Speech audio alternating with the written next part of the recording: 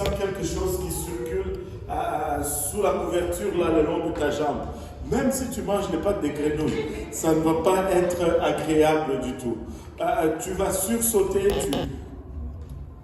Il y a des grenouilles dans son lit. Alors, on demande à Pharaon, ok, d'accord, tu dis, priez, je vais vous laisser aller. Dis-nous, juste pour que tu saches que c'est Dieu qui fait l'œuvre. Dis-nous, quand est-ce que tu veux qu'on prie pour que les grenouilles disparaissent? Quelle est sa réponse? Il dit demain. Attendez, il dit demain. Donc, une autre nuit avec des grenouilles dans son lit. Je ne sais pas pour vous, mais moi, si j'étais à la place de Pharaon, j'allais dire tout de suite, maintenant, qu'est-ce que tu attends? Commence à prier. Non, il dit demain. Donc, il veut passer une autre nuit avec des grenouilles dans son lit.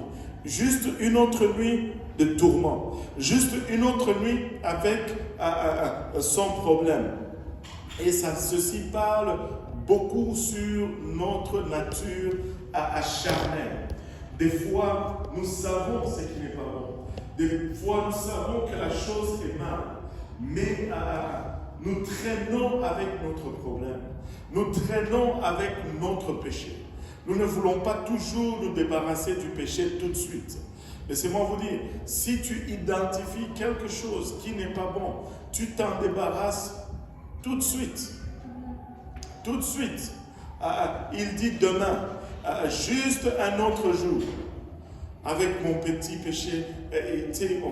On est tellement habitué que des fois les gens disent, oh ça c'est mon péché mignon.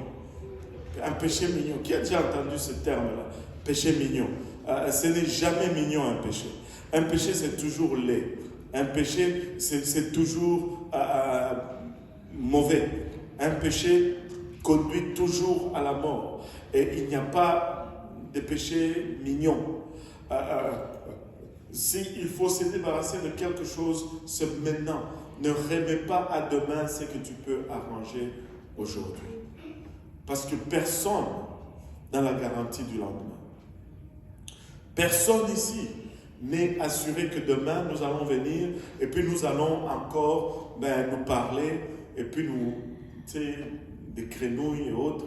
Et puis, non.